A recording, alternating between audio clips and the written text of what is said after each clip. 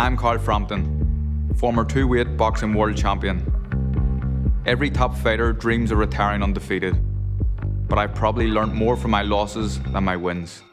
I'm Scott Davis, former footballer and recovered problem gambler.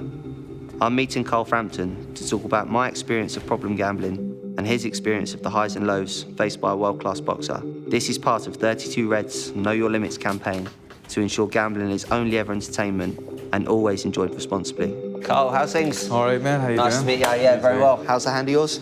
They're all right, they're on the man.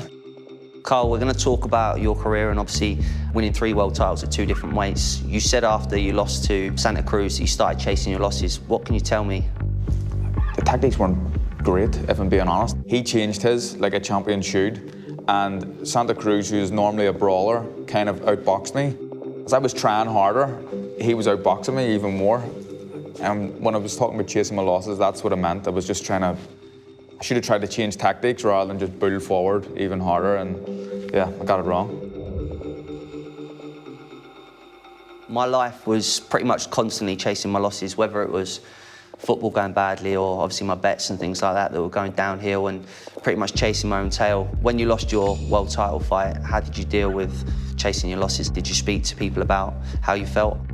It took me a long time to get over it. You just have this facade for the public that you're over it and you're okay and you've dealt with the loss. I wouldn't go as far as saying I was depressed, but I was certainly very down. And I spoke to my missus, but I also spoke to a sports psychologist for a while. It can be hard to deal with, but my wife and the sports psychologist really helped.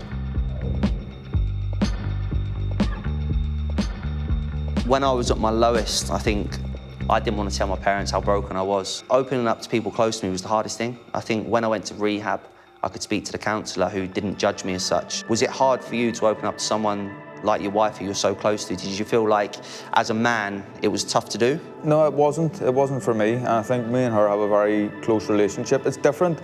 I can speak to her about anything, really. Me and my dad have a great relationship.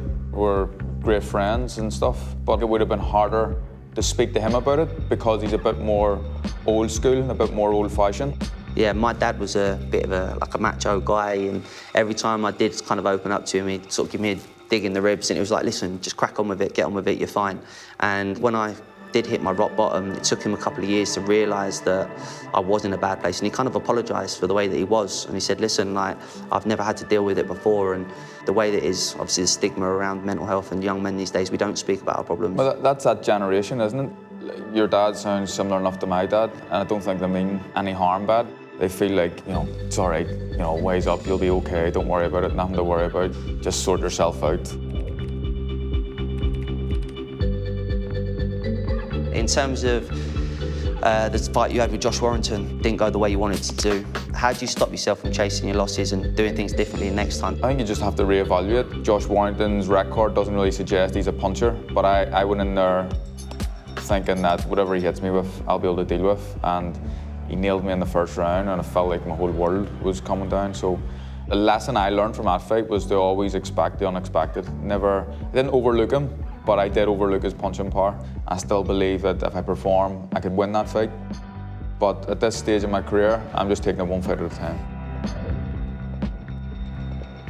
Carl, in my career as a professional footballer, I didn't win too much. You've obviously won 3 titles at 2 different weights. Which is your proudest achievement out of those?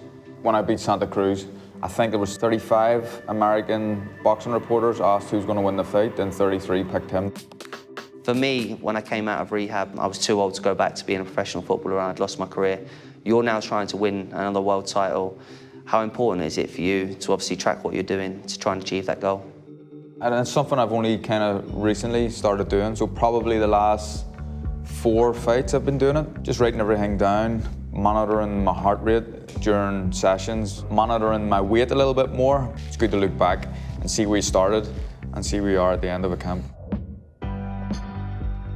When I placed my bets, I was nowhere near close to breaking even. Obviously, you've had the 2 fights with Santa Cruz. If you did go on to get the Santa Cruz fight, would there be things that you'd do differently? Yeah, I would have to change, like he changed in the second fight.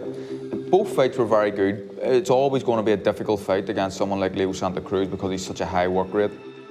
Yeah, there's big changes I would have to make in that fight. After the second fight, the disappointment of not getting the third fight back in your hometown. Should have happened. It's one each. You know, when that happens in boxing, when there's a fight and one guy's won one, the other guy's won another one, there's always a rubber match, a trilogy fight. The biggest fight for both of us, and for some reason, he doesn't fancy it. So, yeah, it annoyed me and upset me, but I'm over it now.